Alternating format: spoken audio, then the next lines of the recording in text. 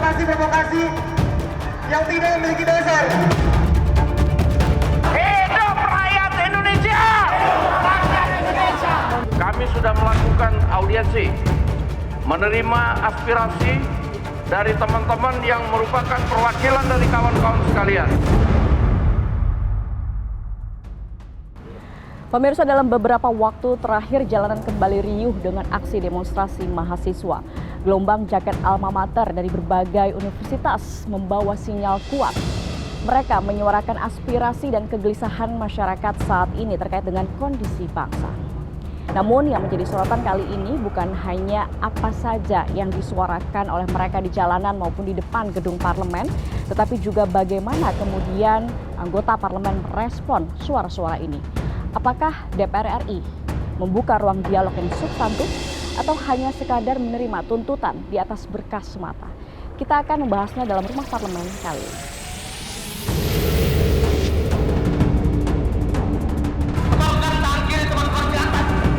Dalam beberapa aksi belakangan, dinamika menarik terjadi di mana anggota Dewan turun ke jalan membelah massa dan menerima mahasiswa di dalam ruang rapat. Namun tidak jarang pula, aksi berakhir dengan kekecewaan karena para pengambil kebijakan tidak berada di tempat. Tim jurnalis Rumah Parlemen mewawancarai Presiden Badan Eksekutif Mahasiswa Universitas Trisakti tentang aksi demonstrasi yang dilakukan mahasiswa. Untuk kami yang menjadi indikator kami ketika masyarakat sudah merasakan naiknya harga bahan pokok, sudah kesusahan untuk mobilitas, untuk menggunakan BBM bersubsidi. Kebijakan ini seharusnya bisa menyentuh semua kalangan karena secara mayoritas masyarakat kita masih banyak yang terklasifikasi pada kalangan menengah ke bawah, sehingga maka dari itu kami sampaikan bahwasanya indikator tersebut adalah indikator paling murni dari lapisan terbawah masyarakat untuk bisa menilai kinerja pemerintah. Hari ini beban fiskal kita cukup besar, lalu program-program yang tidak efektif, rentan dikorupsi, dijalankan tidak dengan baik, itu tetap dijalankan dengan beberapa program besar pemerintah yang menggunakan anggaran APBN yang cukup besar. Salah satunya MBG. Hari ini MBG dijalankan tanpa memperhatikan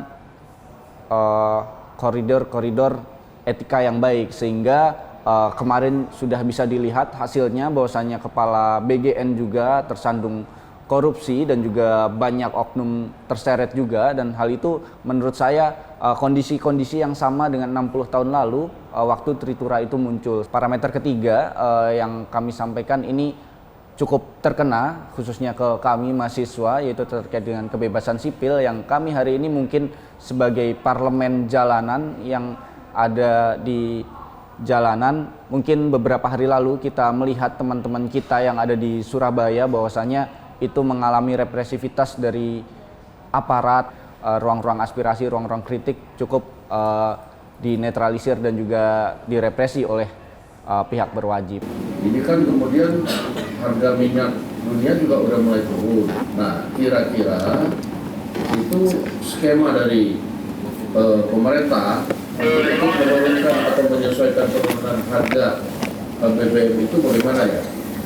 Itu langsung tolong dijawab aja, karena saya kan sebagai pimpinan DPR nggak bisa jawab karena skema-skema itu kan ada di pihak eksekutif. Begitu Pak Menteri.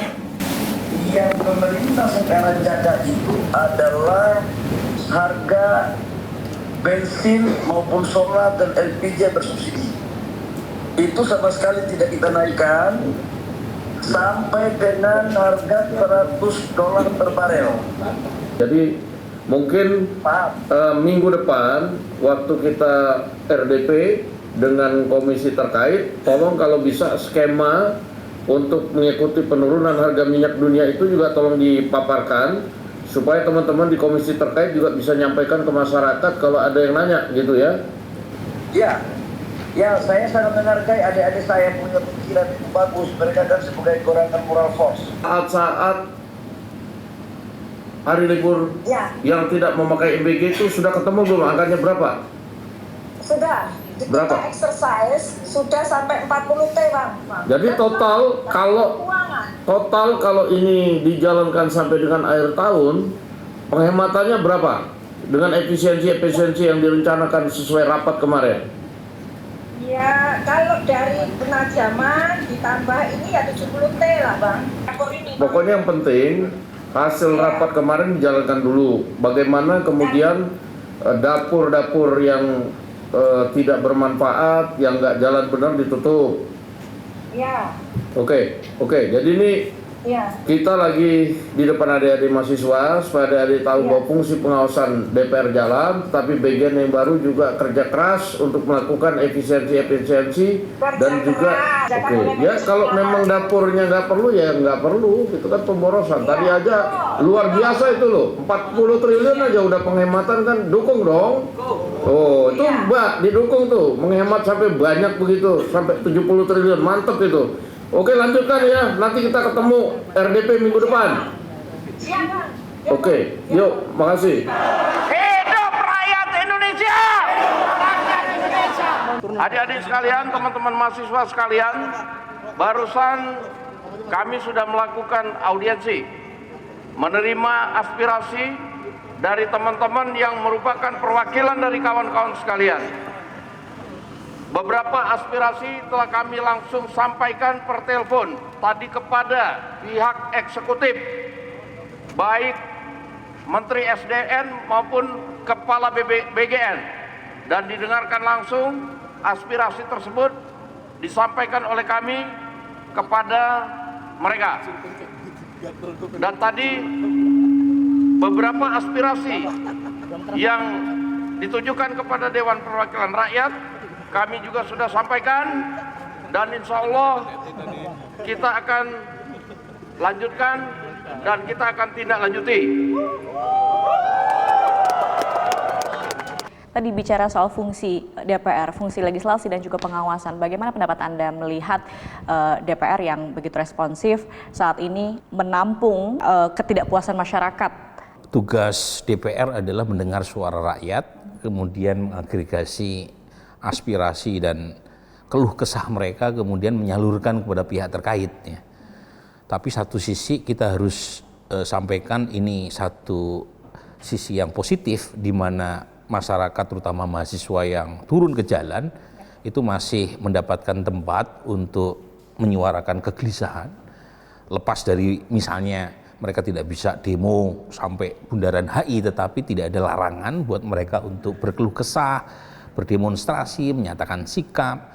Kemudian pimpinan DPR juga cukup responsif, bahkan beberapa ikut orasi gitu ya. Ini satu hal yang harus kita apresiasi ya, terutama dari kedua belah pihak ya. Mahasiswa juga relatif tertib ya, dan damai dalam menyuarakan aspirasinya.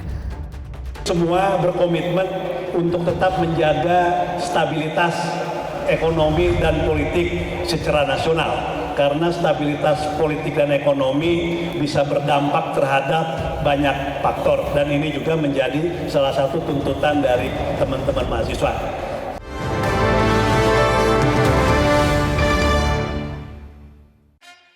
Yuk kita kenalan dengan anggota DPR RI periode tahun ini. Dari depan kursi, di balik kursi, gini. Di balik kursi. Aku ingin menjadi sesuatu yang mungkin bisa kau rindu. Tetap kahiji, rukun sakabena, gitu lah pokok nama.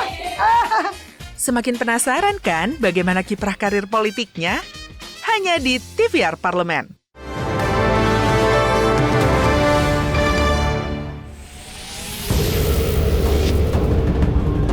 Berbicara menyampaikan pendapat adalah hak warga negara yang dijamin oleh undang-undang. Namun kebebasan menyampaikan pendapat dan kritik terhadap pemerintah haruslah disampaikan dengan bertanggung jawab.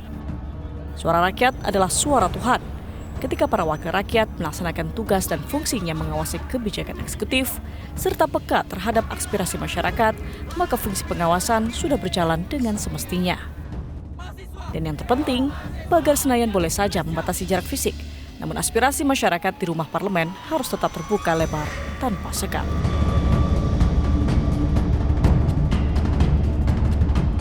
Aksi kami kemarin terakhir, khususnya dari Trisakti sendiri ke DPR RI itu mendapatkan tanggapan dari para Dewan Perwakilan Rakyat dengan mereka mau keluar dan juga menyampaikan, tapi kami sampaikan semoga itu bukan hanya menjadi sebuah tanggapan yang secara teatrikal ataupun visual, itu sebenarnya cukup dramatis gitu, dan itu ada hal yang memang diberikan oleh pemerintah. Tetapi dari kacamata kami, harapannya itu bukan sebuah diplomasi pemadam kebakaran, sehingga itulah yang akan menetralisir atau membersihkan kami dari ruang-ruang kritik di jalanan. Harapan kami pasca kejadian tersebut pun kami juga akan terus mengawal, dan juga terbukti kami hingga minggu kemarin dan juga mungkin hari ini kami terus membuahkan sebuah gerakan-gerakan kritik terhadap pemerintah. Sudah banyak dapat masukan dari teman-teman mahasiswa. Ada yang dijawab secara langsung, terutama terkait dengan soal MBG. Tadi Pak Dasko komunikasi langsung dengan Kepala MBG, Bu Nani, dan dalam sisa waktu itu ada penghematan terkait dengan tata kelola MBG ini sekitar 70 triliunan dari hasil penyisiran terhadap program-program MBG yang tidak efisien dan lain sebagainya. Yang terkait dengan soal tadi tuntutan pertama BBM, terutama kenaikan Pertamax, terus juga terkait dengan soal BBM bersubsidi yang langka. Tadi Pak Dasko sudah juga komunikasi dengan Menteri SDM, didengar langsung juga dengan teman-teman dari mahasiswa, dan Menteri SDM berjanji akan memenuhi kebutuhan BBM subsidi yang langka hasil temuan dari rekan-rekan mahasiswa itu dalam waktu yang singkat ini. Jadi saran saya, pimpinan DPR mereka memotret dan kemudian memfollow up terutama dengan eksekutif ya, dalam rangka langsung mengeksekusi poin-poin penting yang menjadi kegelisahan publik. Nah, kegelisahan publik yang disuarakan oleh mahasiswa itu kan ada beberapa hal ya. Tapi yang paling utama kan soal ekonomi ya. Dan ekonomi ini itu berkaitan dengan program flagshipnya pemerintah, yaitu soal MBG, Koperasi Merah Putih, termasuk juga masalah yang berkaitan dengan iklim demokrasi, yaitu remiliterisasi yang mulai menjadi perhatian publik secara luas terutama oleh mahasiswa, karena mereka merasa agenda reformasi itu bisa menjadi tertekan atau bisa terdampak oleh fenomena tentara yang mulai masuk ke ranah sipil. Jadi hal-hal semacam ini nih akar masalah.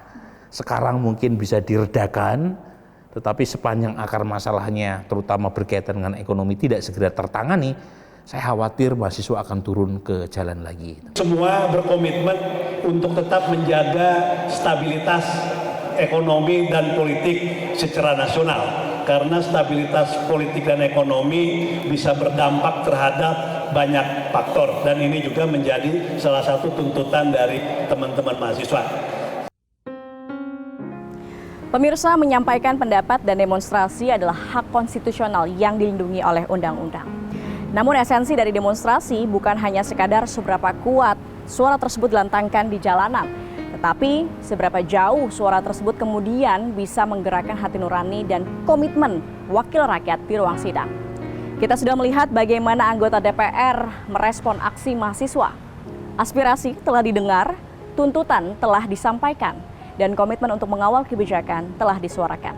Tugas berikutnya adalah bersama-sama mengawal kritik dan saran perbaikan atas kebijakan tersebut agar senantiasa berpihak pada rakyat. Saya Garis Bianca, pemirsa, kita berjumpa lagi di Rumah Parlemen berikutnya.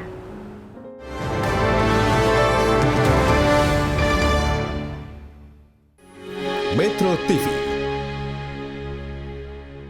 Jelajahi cara baru mendapatkan informasi. Download Metro TV Extend sekarang.